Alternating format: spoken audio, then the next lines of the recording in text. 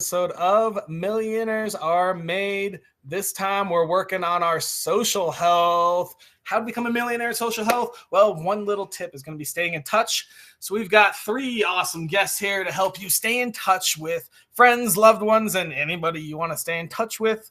Reminder, we want guests. Come on down. If you are a social health person, if you know all about being social, you have so many friends you don't know what to do with, come on the show and tell us how and why, and tell us all about your relationships. We're also looking for sponsors. If you want to get your name in front of hundreds, if not thousands of people, feel free to go ahead and shoot us a message, comment, whatever you'd like to do. Without further ado, I'm going to go through my tip on how I maintain my social health. So I have massive friend ADD, whatever you want to call it. If you aren't physically texting me right now or in front of my face, a lot of times I can forget about you. It's just how I'm built, and it's nothing personal. But one way to keep track of that is I use a lot of Facebook birthdays. So Facebook, I'll go check almost every day and see all the birthdays that happen. They do like 2 days past, 2 days in the future, something like that. So I'll check all these birthdays. And depending on how close you are to me, I'll either call you and be like, yo, happy birthday, how you doing? Or I'll give you a little video message. Hey, it's happy birthday. Hope things are awesome. Or just shoot a little text. But it's one way that I keep a track of all my friends. You know, we reinitiate our friendship. Maybe we haven't talked in a few months. Maybe things got busy with them, things got busy with me, whatever. But when it's their birthday, it comes up and I can go, okay, cool. Let's go touch base with Joe or Paul or Sally again. And, you know, kind of reinitiates that friendship. It works great. It's awesome. If everyone loves getting a happy birthday call or happy birthday message, I know a lot of people get inundated. So you got to make yours a little more personal depending on the level of your friendship. Hopefully it's an easy tip for y'all to think about. And that is what I like to do, and I'm recommending today. We are going to move on to our first guest and see what she has to say. Gemma, in a storm in Toronto, joining us today. Full storm weather. Full storm weather. All right, well, let me ask you real quick. Who are you? I'm Gemma Devine, and yes, that is my real surname. I did not just make it up. I married my husband solely for the surname.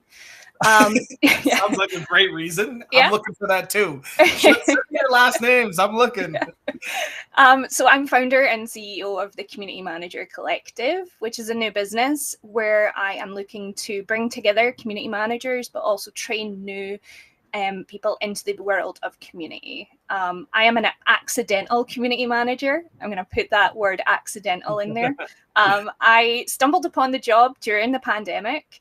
And completely fell in love with the magic of connection that I saw in front of me. It was just the most amazing experience to be able to facilitate so many people coming together digitally and building those new relationships and friendships and connections.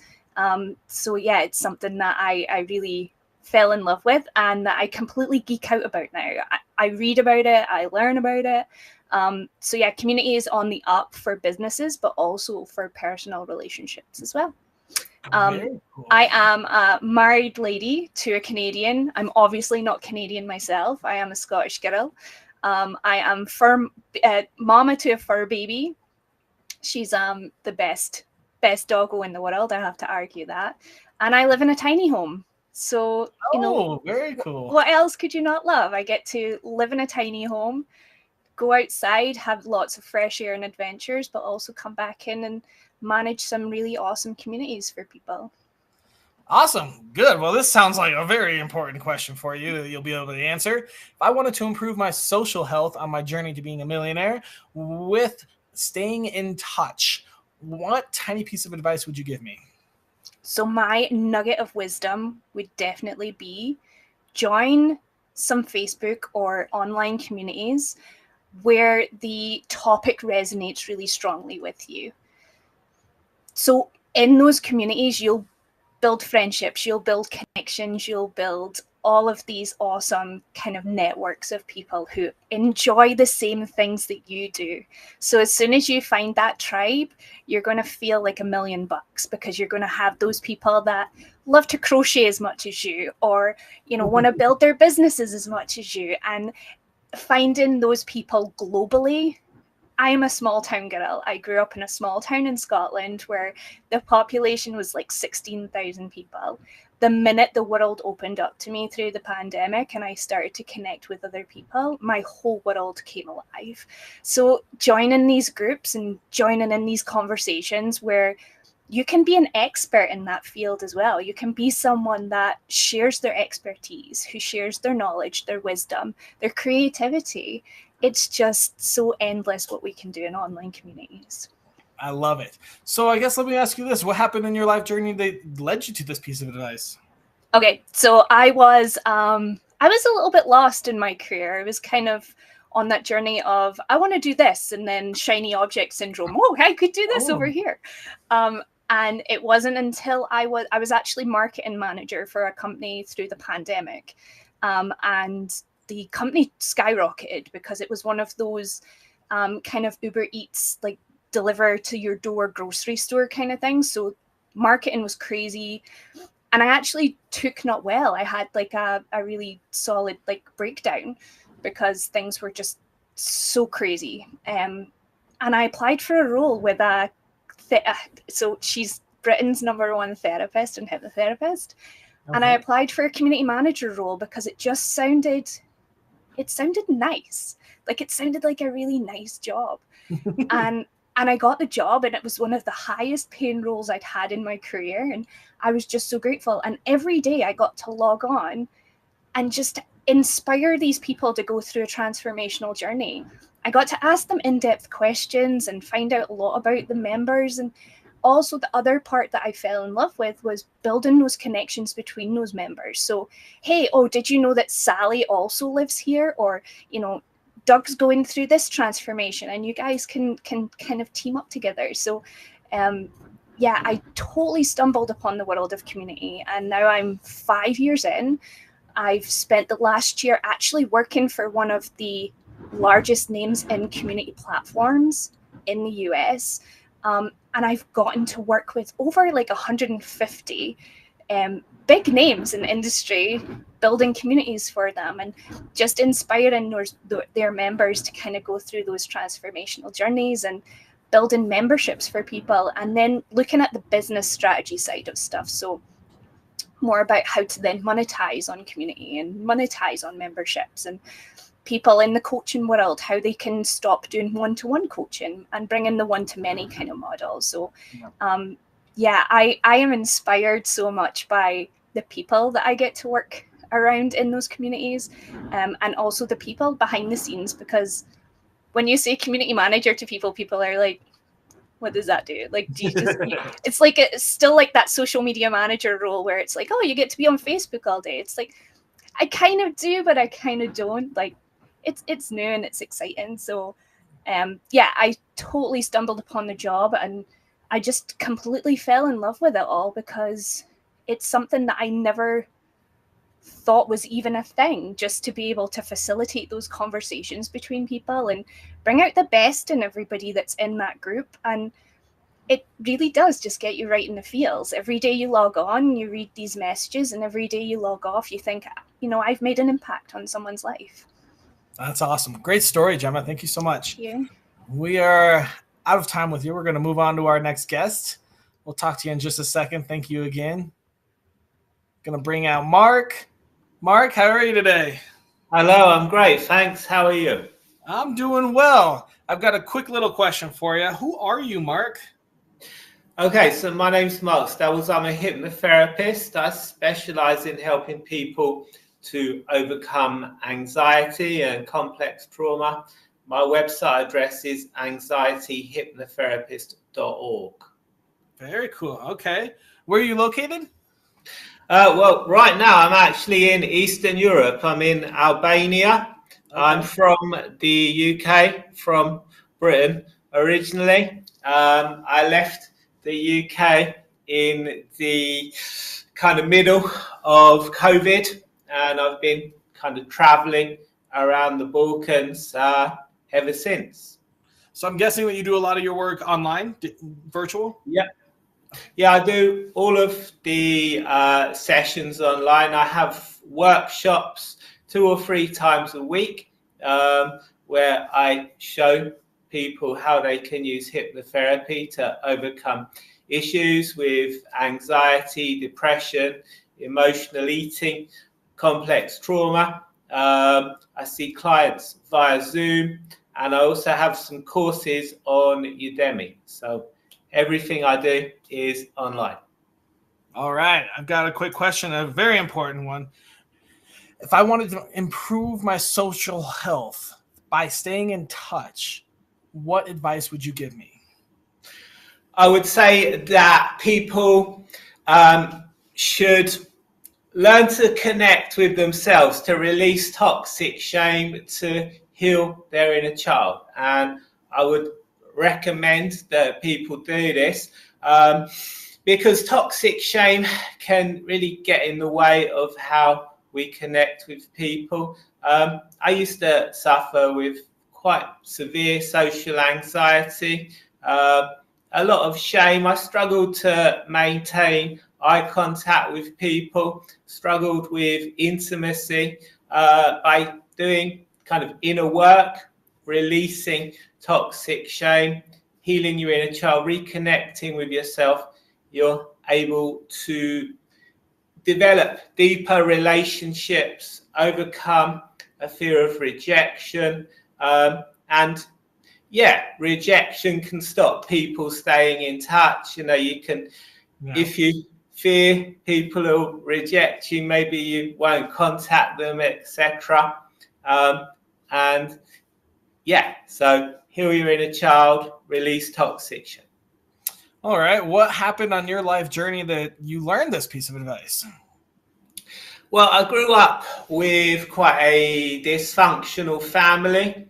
Had a lot of issues with anxiety, which caused me to have a lot of relationship problems, a lot of problems forming and maintaining friendships.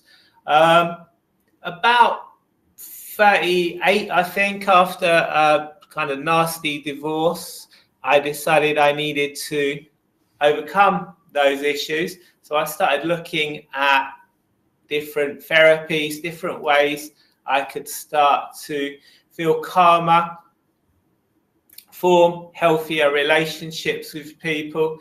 Tried counseling, didn't find it very useful. Hypnotherapy was the only kind of therapy that worked for me.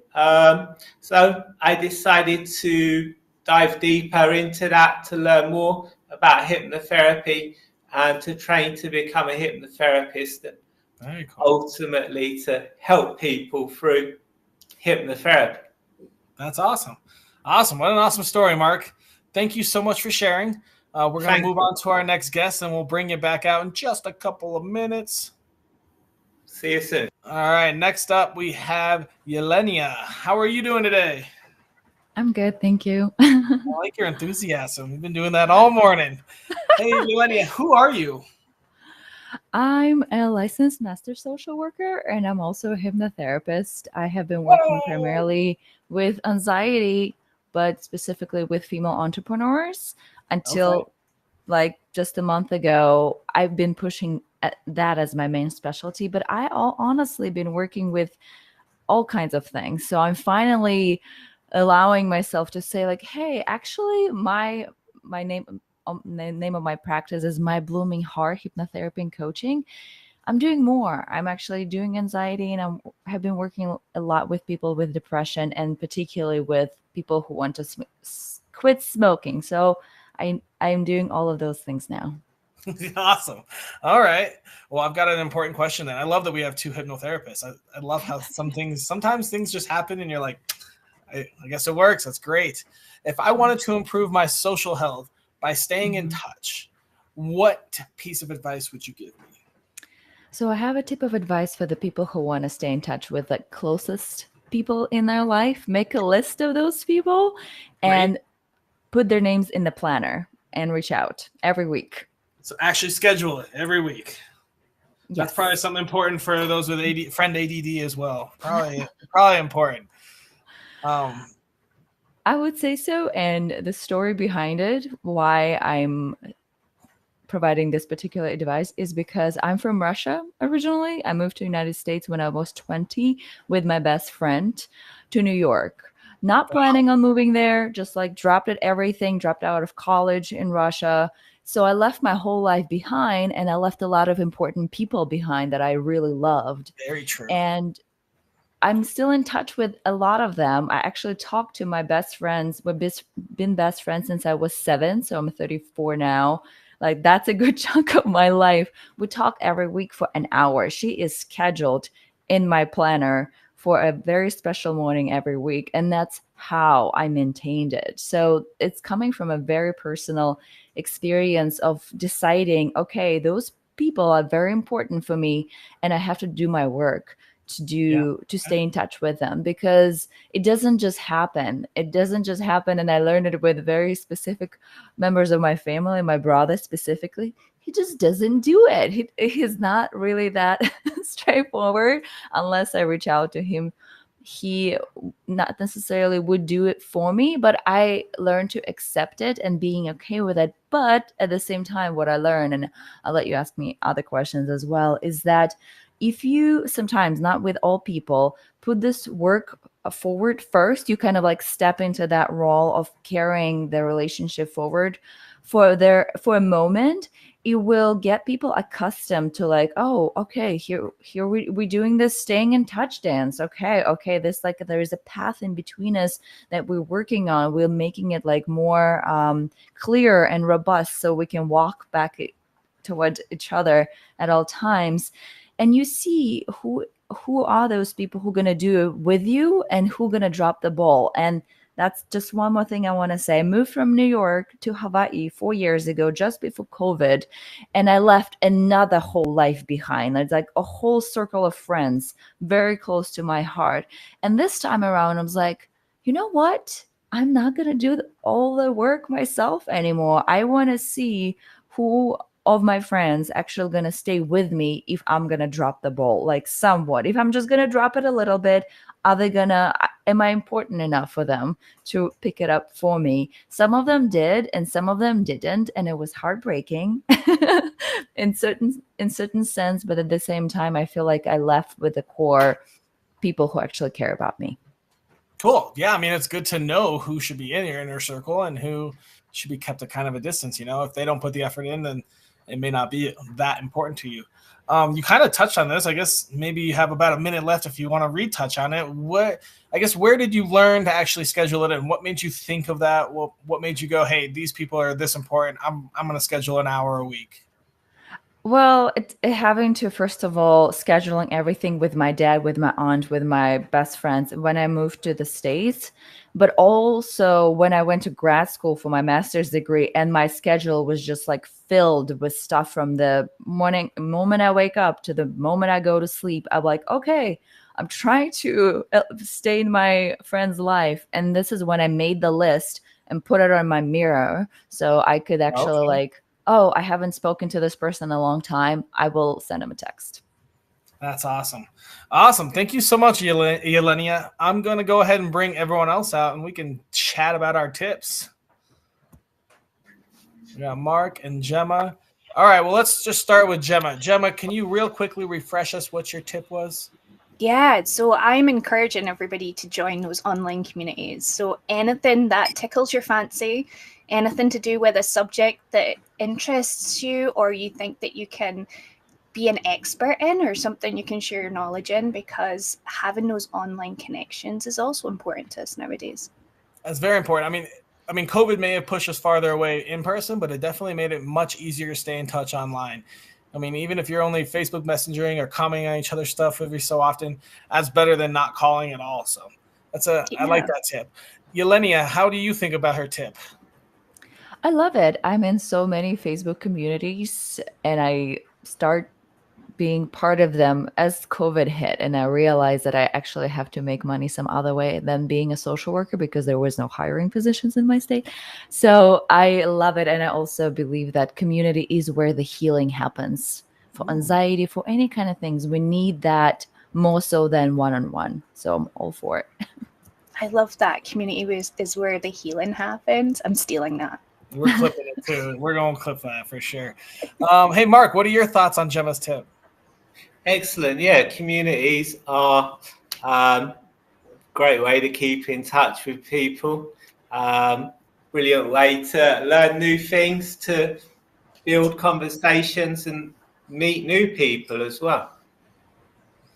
I love it. Yelenia, can you quickly refresh us what your tip was? My tip was in regards to how to stay in touch with the people who are closest to you. Make a list of those people. Actually, I have two lists, like the people who closest to me, and then one circle out. And then I put in my planner when I want to be talking to them. Just a reminder, like, oh, I have to like reach out to this person and chat. Awesome. Hey, Mark, what do you think about her tip? Yeah, it's a very good tip. Something I might try and employ myself. Great. Okay, very cool. Gemma, what are your thoughts? I absolutely love it. So I moved from Scotland to Canada, and I completely feel that if you don't initiate the conversations with some people, it can go months by where you're like, oh, I haven't heard from that person. And I think like our kind of two things kind of go together, like making sure on socials that those people are in your world. So those people that you maybe have in that outer circle are not people that you're going to phone, maybe text once in a while, but just making sure that you're liking the things that they're posting on socials kind of just keeps you in their mind view as well. Very true, very true. Hey, Mark, what can you quickly refresh us what your tip was? Yeah, to heal your inner child, to release toxic shame.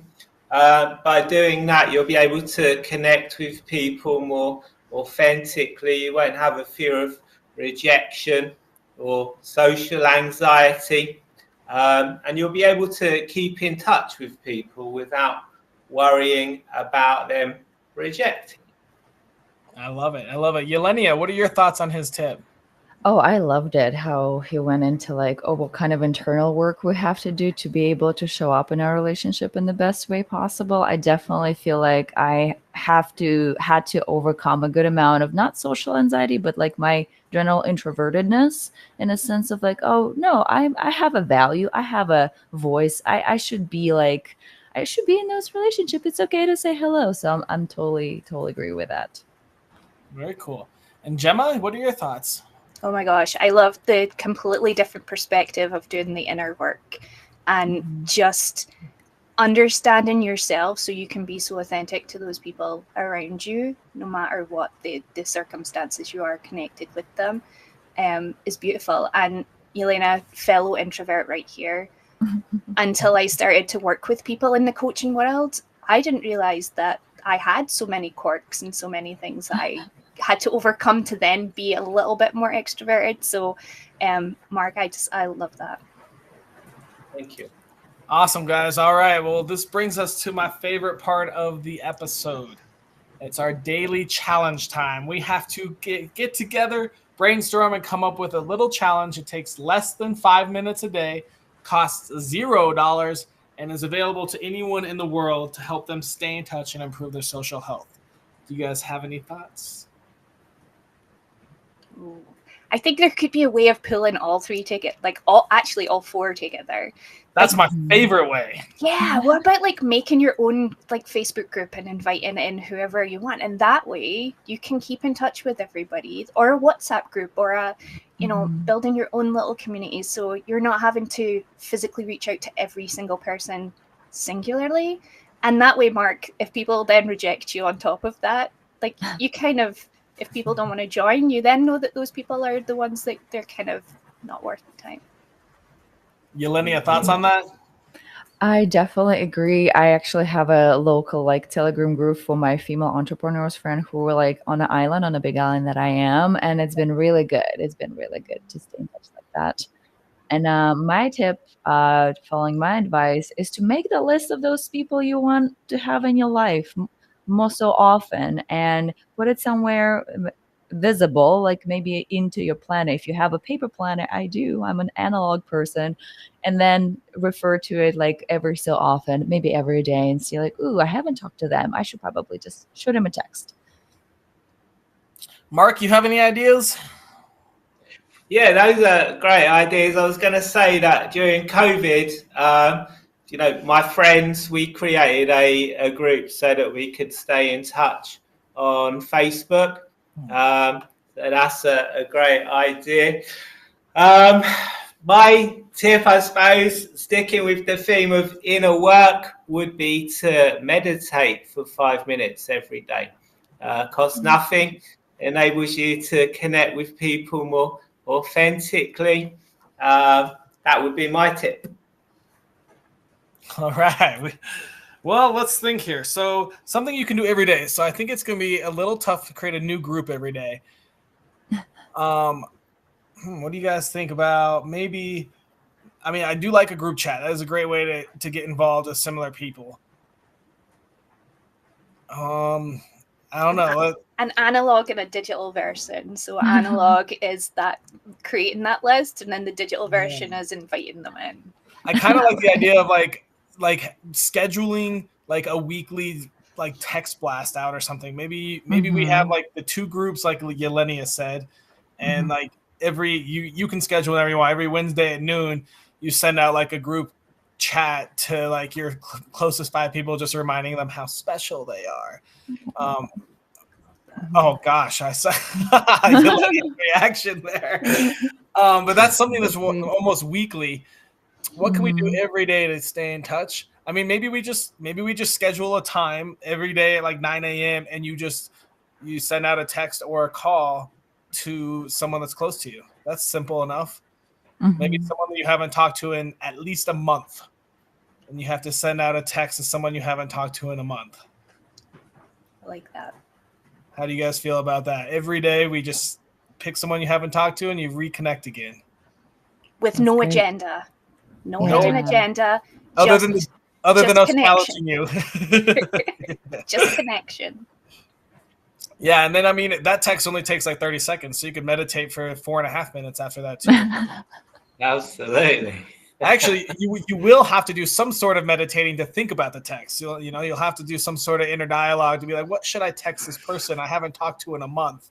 And then we can schedule it every day. Like you pick your time. I'm probably gonna do like 8 a.m. Sorry, all you late sleepers, you're getting a text. So we'll schedule, make it kind of like a group thing, but I think keeping in touch with people over a month is a good little challenge. How do you guys feel about that? That's an excellent idea, yeah. And like you said, to personalize the text for every person. So to think about what they'd like to receive and send them something that they're going to respond to.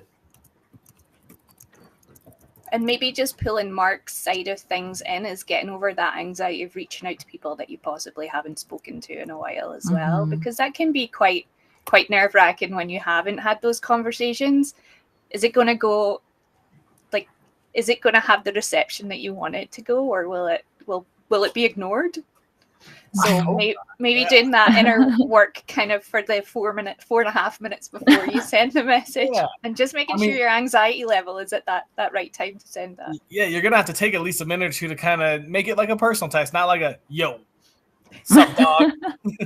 let's make it a personal text, and every day we don't have to share the text, but every day we can talk, we can post and share. I'll probably screenshot it, maybe blur some things out, and then kind of someone. The tough part's gonna be thinking about who you haven't talked to in a month that you want to reconnect with. Especially for me, so that'll be kind of fun. Cool. I think that's a great challenge, guys. That essentially wraps up our show. Thank you guys so much for coming out. Great advice, great tips. That was a good show. I'm pretty happy with that. And we're gonna go ahead and conclude it and take our guests out of here. Hope you all had some fun there. That concludes our show, How to Improve Your Social Health by Staying in Touch. So if you feel a little alone, lost, desperate and lonely, here's a couple ways to rekindle some old friendships, see some old people that you haven't talked to in a while that you forgot about. You can go take some time to rethink about who you are and focus on yourself for a little bit. Then you can schedule and actually put it in your planner when you're going to connect with people so you don't lose touch and feel hopeless. And then you can also just join groups to make new friends and stay in touch with them. We've got our daily challenge. We're going to take a couple minutes to think about yourself and prepare and think of someone you haven't talked to in a month and shoot them a quality personal message. Not no, hey dog, what's up type stuff. We're going to make it real personal here.